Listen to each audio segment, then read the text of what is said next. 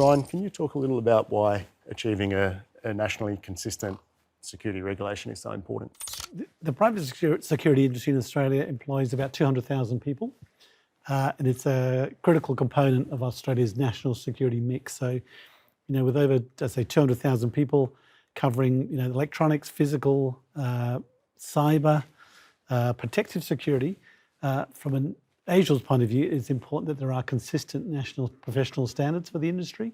At the moment, what we have is a patchwork of regulation across the different states and territories, which doesn't make for an optimal system. So our long-held view is that there needs to be consistency across the country, which is also good for to enable people to move between jurisdictions when there are spikes in demand.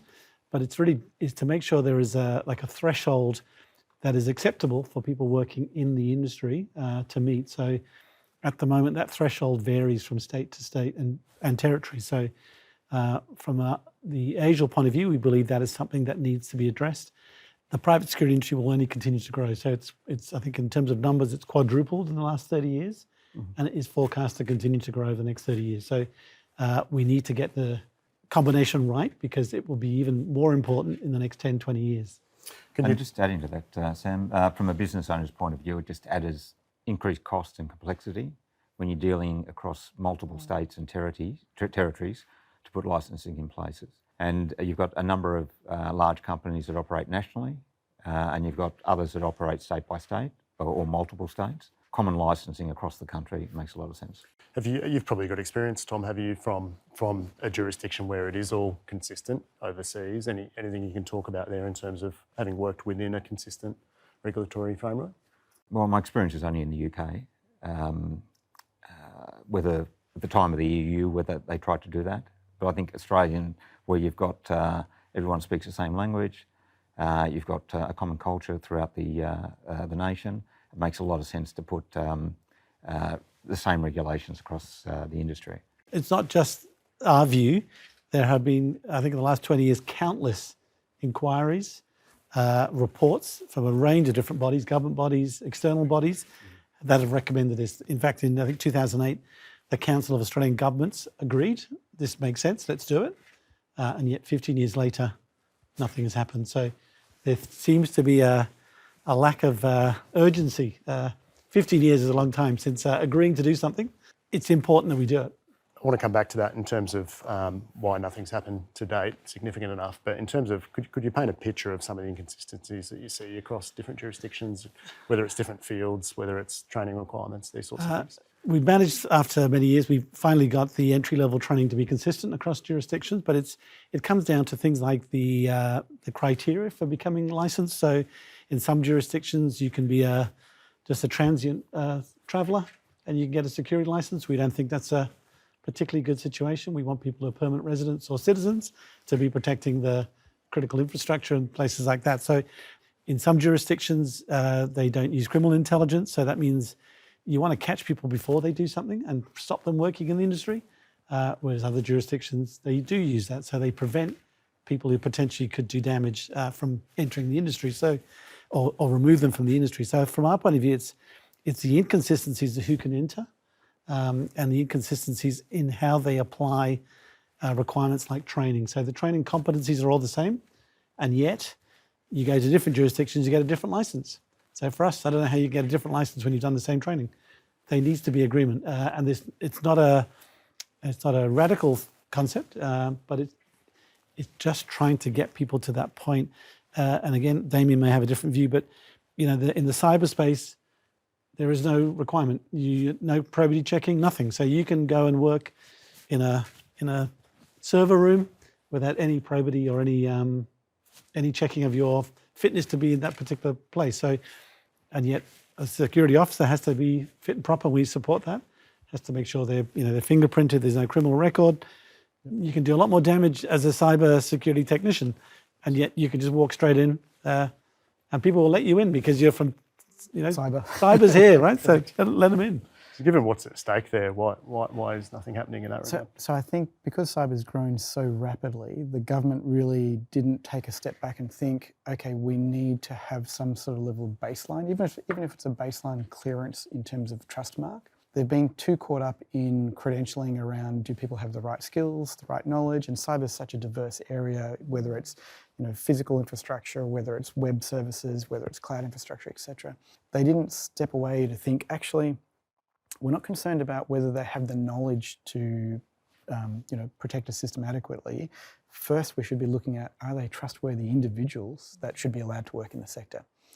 So, to Brian's point, it could be somebody who's not even an Australian citizen or an Australian national, and it's really left to individual corporations to decide whether they do a fit for work background check or an Oz check or a basic AFP, criminal check or no check at all. And sometimes there are loopholes where, I remember a situation where one of Australia's major banks, to work at that bank, you needed to go through a police background check, but yet they were using a contracted third party that maintained their infrastructure, and you didn't have to have a third party background check at all.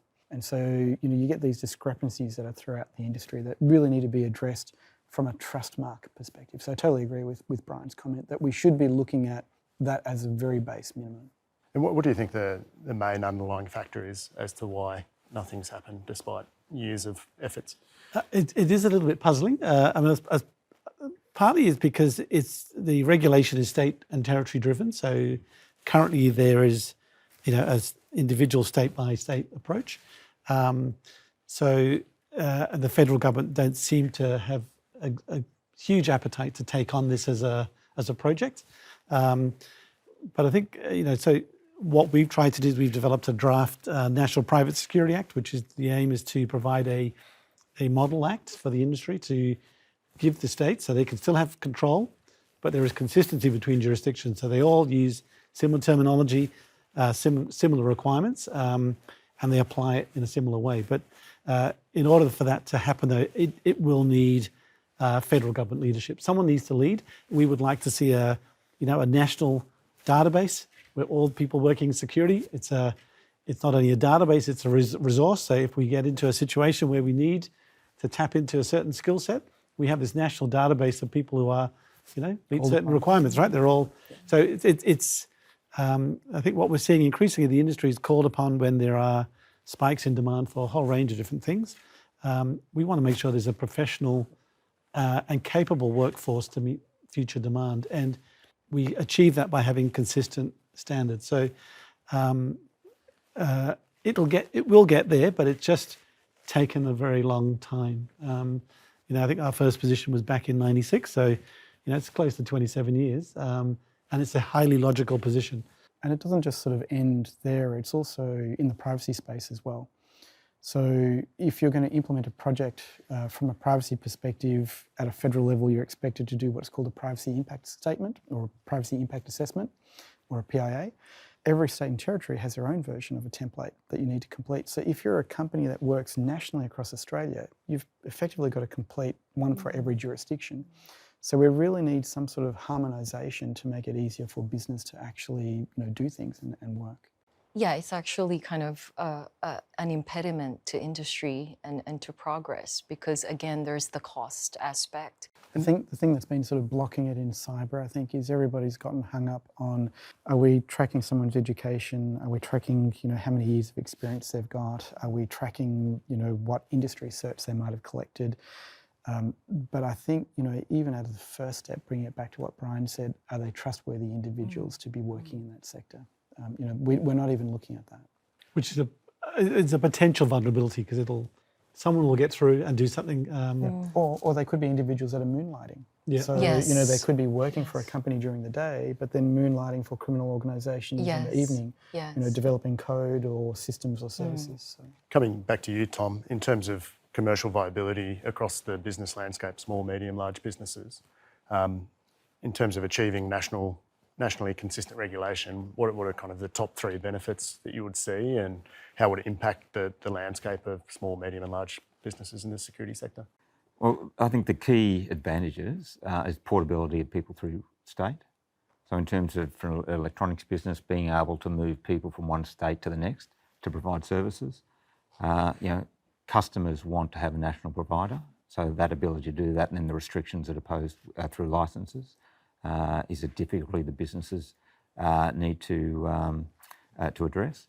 the cost aspect, the complexity of the regulations in each state differ.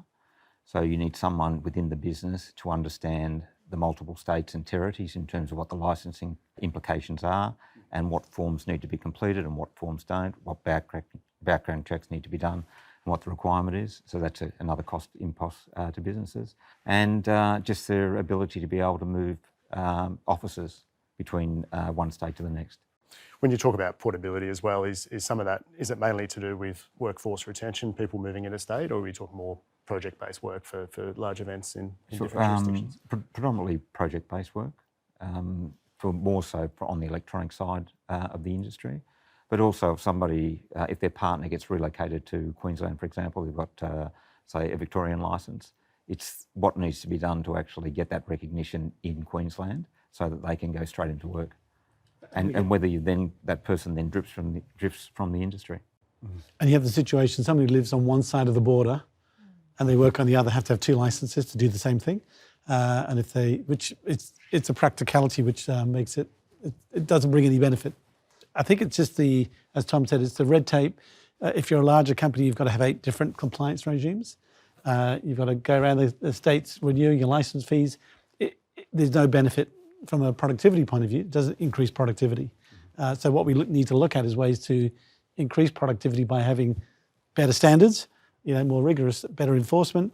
It lifts everything. So it means our capability and capacity is better, because the reality is government, corporate sector, police rely heavily on the private security sector, both in the cyberspace, the electronic space, the protective space, and they could not function without them. So they need to be strong, and we need to make sure there's a mechanism that makes them strong.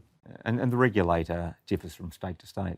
In some states you've got fair trading, in some states you've got the state police force. So there's an inconsistency in that. You said earlier people might move interstate and then drift away from the industry if they have to go through re-licensing. Do you know, can you talk at all in terms of numbers around what sort of percentage are doing that, or how it's impacting retention? Well, as we said earlier, it's a difficult industry to recruit people. It's not perceived as an attractive industry. The hours are unsociable. The rates of pay comparable to other industries currently is not high.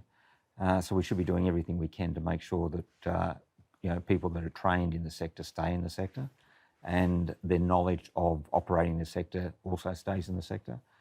The numbers that could be losing, it could be it's single digit in terms of a percentage, but it's another individual that needs to be found. And Brian, coming back to you to finish this topic off, but how optimistic are you, and on what sort of time frame that we'll see the change that you're proposing? Well, I'm always optimistic. I think in the next 3 to 5 years we'll see some action. I think we've got obviously a major sporting event coming up in 2032, which will need a colossal private security workforce, and there will need to be a solution because there are not that many private security officers and other security services in that state to meet that demand. So there will need to be a pretty significant migration of workers from around the country. So we need to work, and that will put Australia back on the global stage. So I think we need to start acting now. It's only 8 or 9 years away. So I think it'll happen. There needs to be either an event or trigger activity. We'd rather not that happen. So we're trying to get ahead and trying to, I suppose, create a culture and an environment where there is change, which is beneficial to not just the industry, but it's primarily been beneficial for the society as a whole, because we have a more capable and a better prepared workforce. But I think, Damien, you had a point where you're going to raise that. No, but I think it's quite interesting that physical security has this challenge with multiple sort of licensing jurisdictions.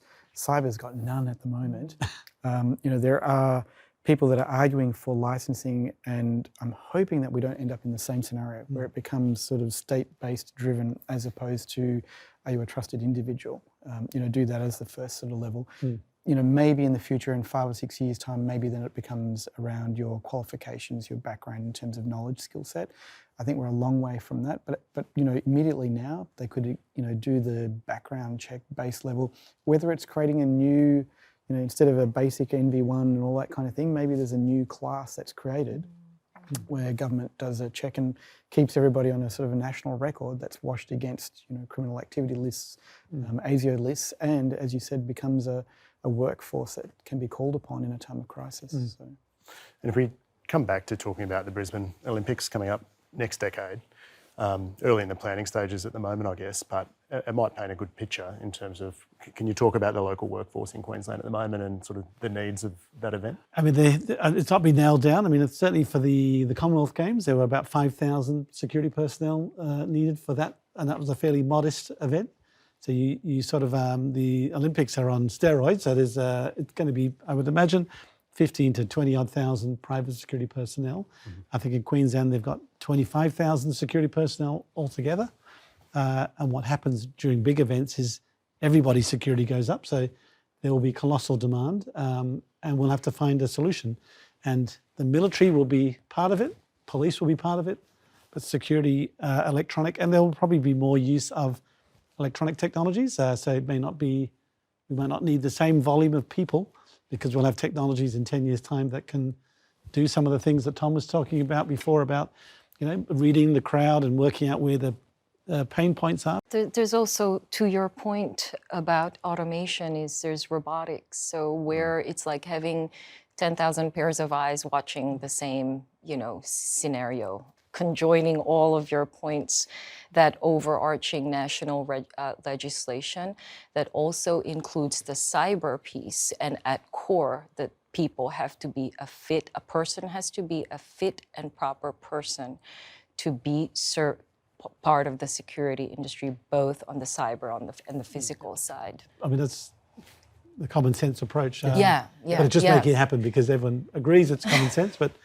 it's not happened. So, and I think having spoken to regulators, they realise it's the elephant in the room, but nobody wants to confront the elephant because it involves a fair bit of work.